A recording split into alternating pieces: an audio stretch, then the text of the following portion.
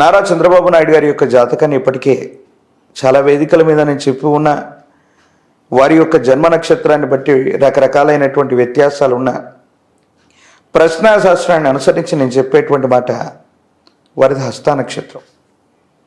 వారి జాతకంలో యోగదాయకమైన దశలు ఇవి ఇప్పుడు నడుస్తున్నాయి అనే కంటే ఇబ్బంది కలిగించే దశలు నడుస్తున్నాయి. 2 సంవత్సరాల పర్యంతం నుంచి నేను చెబుతున్నాను. న్యాయపరమైనటువంటి చిక్కులు, ఆరోగ్యపరమైన అంశాల్లో ఏర్పడ్డ ఇబ్బందులు, వీటన్నిటిని ముందుగానే మనం ప్రెడిక్ట్ చేసాం. యాజ్ ఇట్ ఈస్గా గత 2023వ సంవత్సరం చివరి అంకెళ్ళ వారు న్యాయపరమైనటువంటి చట్టపరమైన ఇబ్బందులు ఎదుర్కొన్నారు. ఆరోగ్యపరమైనటువంటి అంశాల్లో ఇబ్బందులు కూడా వచ్చాయి. ఇలాంటి ఆరోగ్య సమస్యలు చంద్రబాబు నాయుడు గారు విదేశాలకు కూడా ఇలాంటి ఆరోగ్య సమస్యల వల్లనే వెళ్ళారు అనేది చాలా మంది టీడీపీ నాయకులు అంటూ ఉన్న మాట ఇంటర్నల్ గా వినిపిస్తోంది. ఇందులో వాస్తవం ఉందంటారా? మీకున్న ఇన్ఫర్మేషన్ ఏంటి? మీరు ఎందుకంటే ఆరోగ్యం గురించి మాట్లాడుతూ ఉన్నారు. That's why I am asking.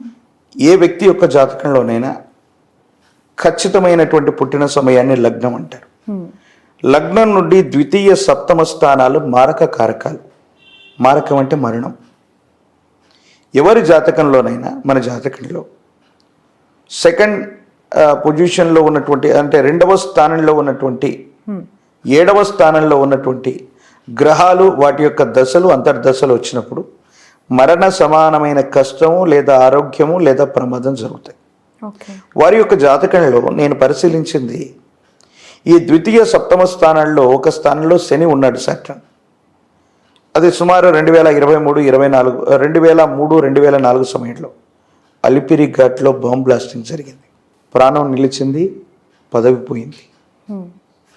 సరిగ్గా 10 సంవత్సరాల తర్వాత 2014లో వాళ్ళు అధికారంలోకి వచ్చారు. ఇప్పుడు మళ్ళీ అదే సప్తమ స్థానానికి సంబంధించినటువంటి గ్రహగతులు ఆయన జాతకంలో ఉన్నాయి. కేతు సంబంధమైనటువంటి స్థితి.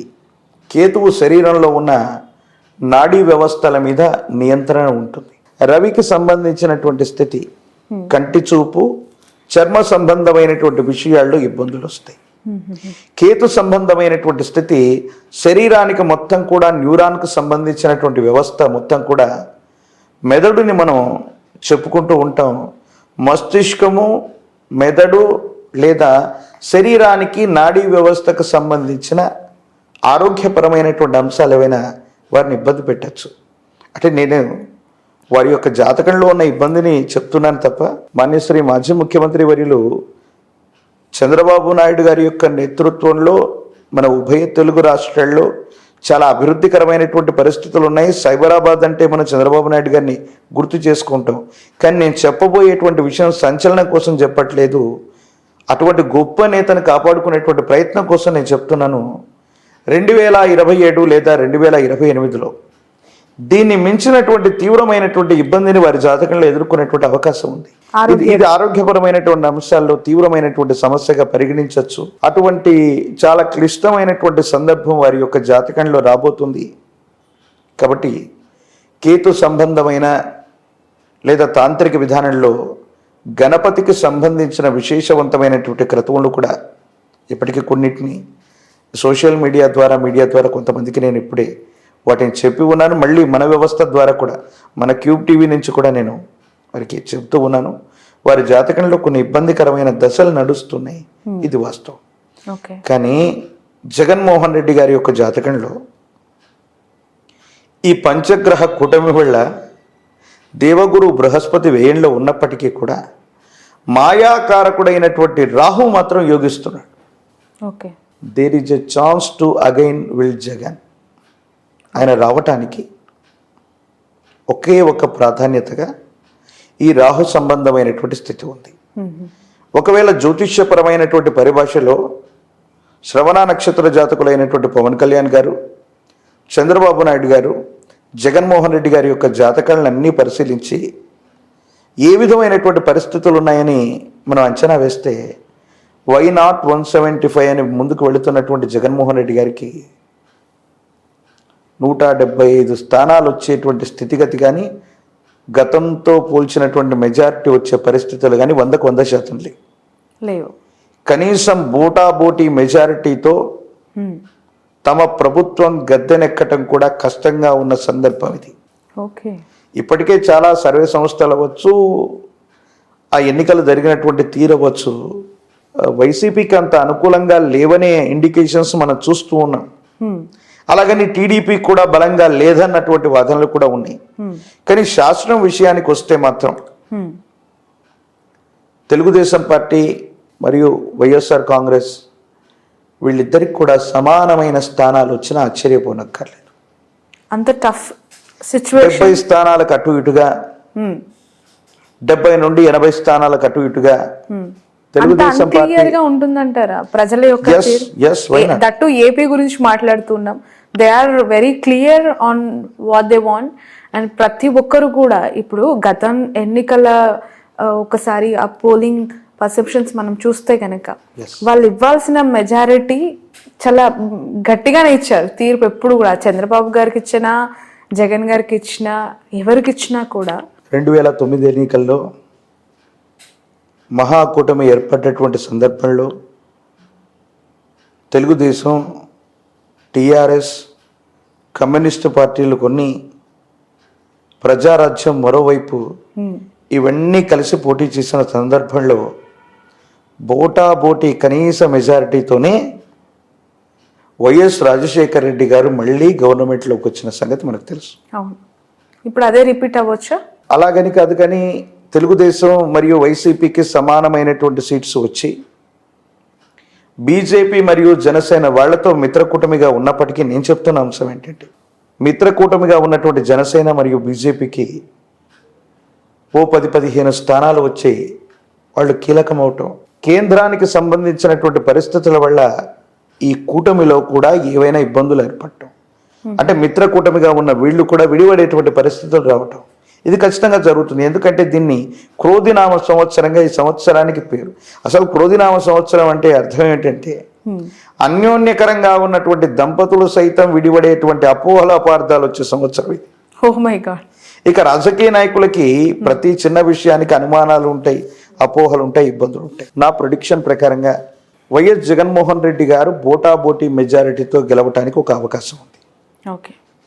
ఒకవేళ ఈ పంచగ్రహ కూటమిలో ఈ స్థితిగతుల వల్ల అది సాధ్యపడట్లేదు అంటే కూటమిలో ఉన్నటువంటి ఇతరత్ర అన్ని జాతకాలు పరిశీలిస్తే శ్రవణ నక్షత్రం మకర రాశిలో ఉన్నటువంటి పవన్ కళ్యాణ్ గారి యొక్క జాతకంలో రాజయోగం ఉంది. అమాత్యుడు మంత్రి, అది కేంద్ర స్థాయి మంత్రియా అమాత్యుడా, ఆ స్థాయికి ఆయన వెళ్ళగలిగినటువంటి స్థితిగతులు అయితే సుస్పష్టంగా కనపడుతూ ఉన్నాయి. అది వెంటనే సమీపమైన భవిష్యత్తులో, ఈ రోజుని కాదు కానీ సమీప భవిష్యత్తులో ఎప్పుడైనా కూడా అది జరిగేటువంటి సంభావ్యత ఉంది. ఆ విధంగానైతే ఉంది. నేను అనుకోవటం తప్పనిసరిగా వైఎస్ జగన్మోహన్ రెడ్డి గారి యొక్క జాతకంలోని దేవగురువు అయినటువంటి బృహస్పతి బలం లేకపోవటం వల్ల ఇన్ని రకాలైన ఇబ్బందుల్ని, ఈ సమస్యలని ఎదుర్కొంటూ ఉన్నారు. 175కు 175 స్థానాలని కానీ, గతంలో వచ్చిన 151 ప్లస్ మిగతా వాళ్ళు కానీ ఈ సంఖ్యను చేరుకోవటం అన్నటువంటిది దాదాపు అసాధ్యం. మాన్యశ్రీ ముఖ్యమంత్రి వర్యులు గతం కంటే ఎక్కువ స్థానాలని మనం గెలవబోతున్నట్టుగా వారు చెప్పారు. కానీ జ్యోతిష్యపరమైనటువంటి పరిభాషతో సహా దేశ కాలమాన పరిస్థితులను బట్టి చూస్తే అంత సానుకూలవంతమైనటువంటి స్థితిగతి వచ్చేటువంటి పరిస్థితి కనిపించట్లేదు. ఎవరు గెలిచినా ప్రతిపక్షంలో ఉన్న వాళ్ళకి 80 సీట్లు, అధికార పక్షంలో ఉన్నటువంటి వాళ్లకు 90 లేదా 90 స్థానాల పైన అన్నట్టుగానే ఈ పరిస్థితి ఉండబోతుంది. అక్కడ ప్రతిపక్షం, అధికార పక్షం ఏవైనా కూడా సమానంగా ఉండేటువంటి పరిస్థితులతో పాటు ఇది కేవలం 3 లేదా 3 సంవత్సరాలకు పైబడ్డ కాలం మాత్రమే ఈ ప్రభుత్వ వ్యవస్థలు ఉండబోతున్నాయి. ఇది కూడా జరగబోతోంది. ఓకే, అంటే మామూలుగా 5 ఏళ్ళు కదా ఏ ప్రభుత్వం అయినా కూడా, మీరేంటి 3-3.5 ఏళ్ళు అంటున్నారు, ఎలా?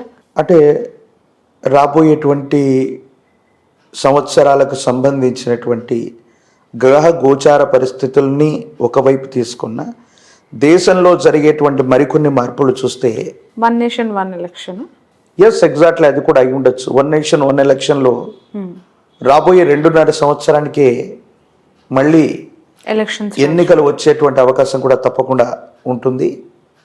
ప్రత్యేకించి జగన్మోహన్ రెడ్డి గారి యొక్క జాతకం, ఇందాక మనం చెప్పుకున్నటువంటి నారా చంద్రబాబు నాయుడు గారి యొక్క జాతకంలో ఖచ్చితంగా 3 ఏళ్లలో కొన్ని ఇలాంటి ఇబ్బందులు, ప్రత్యేకించి చంద్రబాబు నాయుడు గారి యొక్క జాతకంలో చాలా ఇబ్బందికరమైనటువంటి స్థితిగతులు, ఒకవేళ వారి నేతృత్వంలో ప్రభుత్వం ఏర్పడకపోయినా ఒక అస్థిరమైనటువంటి స్థితిగతి ఏర్పడడానికి కమింగ్ 3 yearsలో ఎవరి వల్ల ఇష్యూస్ జరగవచ్చు అంటారు కూటమికి సంబంధించినటువంటి పరిస్థితుల్లో చంద్రబాబు నాయుడు గారి యొక్క జాతకంలో ఉన్నటువంటి ఆరోగ్యపరమైనటువంటి అంశాలు, ఇతరత్ర స్థితిగతుల వల్ల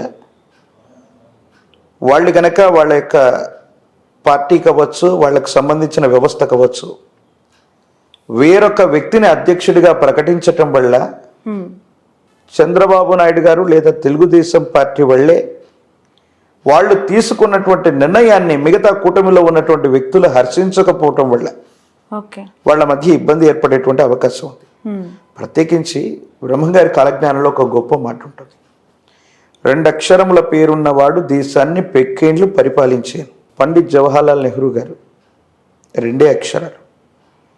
వారు 16 సంవత్సరాల పాటు నిర్విరామంగా వారు ప్రధానమంత్రిగా ఉన్నారు. నరేంద్రనాథ్ మోదీ, వారి వ్యవహారిక నామం మోదీ, వారు 3 పర్యాయాలు ముఖ్యమంత్రిగా గుజరాత్కు చేశారు. వరుసగా 2 పర్యాయాలు మళ్ళీ భారతదేశానికి ప్రధానమంత్రి చేశారు. ఆ లెక్క ప్రకారం అనురాధ నక్షత్రం వృశ్చిక రాశిలో అర్ధాష్టమ శని ప్రభావం ఉన్నప్పటికీ కూడా గురుదేవుల యొక్క కాలజ్ఞానాన్ని ప్రెడిక్ట్ చేస్తే మోదీ గారు సులభంగా అధికారంలోకి రాలేకపోయినా ఇలాంటి పార్టీలకు సంబంధించినటువంటి కూటమి చేత మళ్ళీ అధికారయుక్తమైనటువంటి స్థానంలో ఉండాలి. కాబట్టి ఏ ప్రాంతీయ పార్టీనైనా దూరం చేసుకునేటువంటి పరిస్థితి లేదు. కాబట్టి మోదీ గారి యొక్క నేతృత్వంలోని బీజేపీ లేదా వారి యొక్క మిత్రకూటమైనటువంటి జనసేన, గత ఇంటర్వ్యూలో మనం చెప్పుకున్నాం, వైసీపీ కూడా సపోర్ట్ చేసేటువంటి అవకాశాలు లేకపోలేదు. వారి ఎమ్మెల్యేలు కూడా సమీప భవిష్యత్తులో వైఎస్ఆర్ కాంగ్రెస్ పార్టీకి సపోర్ట్ చేసినా కూడా ఆశ్చర్యం లేదు. మొదటి ప్రాధాన్యతగా జగన్మోహన్ రెడ్డి గారు గెలవటానికి కొన్ని ప్రత్యేకమైన అవకాశాలు ఉన్నాయి.